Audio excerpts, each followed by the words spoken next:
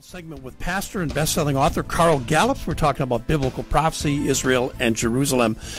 Carl, every president in my memory has always wanted the legacy of being the one that brought peace to the Middle East, and President Trump has made it clear that's one of his goals.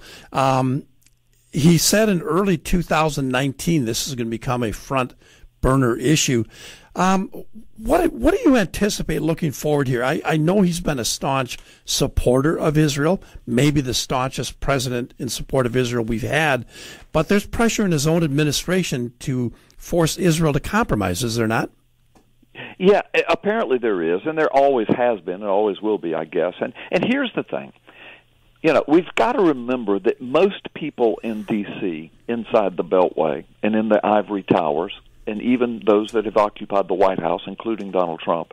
I mean, if Donald Trump is a believer, and he claims to be, but he's a baby believer, and I'm not making excuses for him, I'm just saying he probably doesn't have a clue the kind of stuff we're talking about right now on the radio. And I'm not being disparaging towards him. I mean, there are a lot of people that have been Christians for 40 years that don't know the stuff we just talked about. So the point I'm trying to make is that usually the Washington, D.C.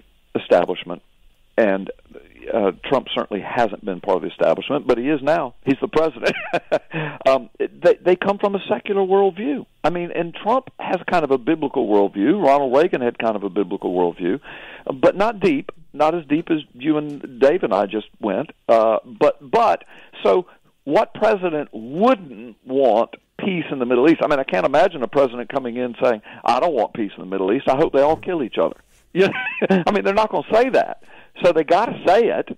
Well, if you say it, then you got to do something. Well, what do? I mean, thousands of years we've never been able to pull that off. So each president kind of hopes that they're the one that can come up with something. And so down through the years, we've come up with these land for peace deals. And Israel has gone along with some of them.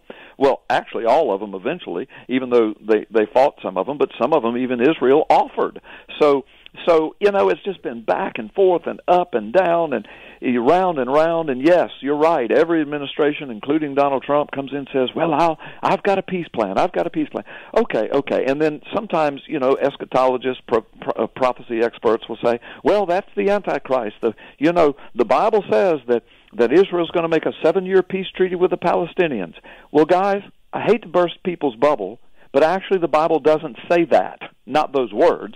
You can interpret it that way. What the Bible says is he, that is the son of perdition, the abomination that causes desolation, he will make a treaty with many. That's what it says.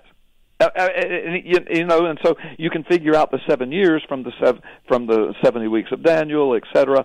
But it doesn't say the Jews will sign a treaty with the Palestinians. It just doesn't say that, but that could be what it's going to be, and many people have speculated. But I just think we need to be honest with the Scriptures and just say, look, something's going to happen in the Middle East in the last days. There's going to be some kind of a covenant that is broken in the middle of this 7-year time period that has made a large group of people. Is it the United Nations? Is it Israel? Is it the United States? Is it the Palestinians and the Jews? I don't know. The Bible doesn't tell us.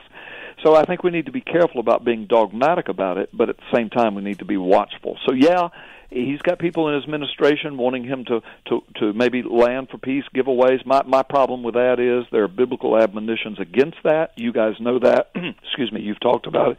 Hold on. Excuse me, I had to clear my throat. You guys have talked about it on your show. You know it. Your listeners know it. Plus the fact that the Palestinians, they don't want little pieces here and there. They want the whole thing. They want the Jews gone. They say it all the time. They want them dead. They want them driven into the sea. They don't want an Israel over there. Hitler didn't want it. Most of the world didn't want it. The United Nations still doesn't want it. The OIC, the Organization of Islamic Council, they don't want it. They certainly don't want Jerusalem in the hands of the Jews. So we've got a mess. But the Bible told us it would be that way until the very last, when the nations would form an alliance, they would conspire, and they would eventually encircle Jerusalem. Jesus said that. The Old Testament says it. The New Testament says it. And Jesus said that in the last days that Jerusalem would be surrounded by its enemies, and they would come to attack. They would come to make war. So, that's kind of the long and short of it. I know we're radio and we're cramped for time. I don't have 2 hours to stand behind a pulpit and teach this with PowerPoint. So, but that's my quick version of where we are. So we need to pray for Donald Trump. I think his heart is right, but that's a mess over there, and I don't think he's going to bring peace. No, we know that. In your recent book,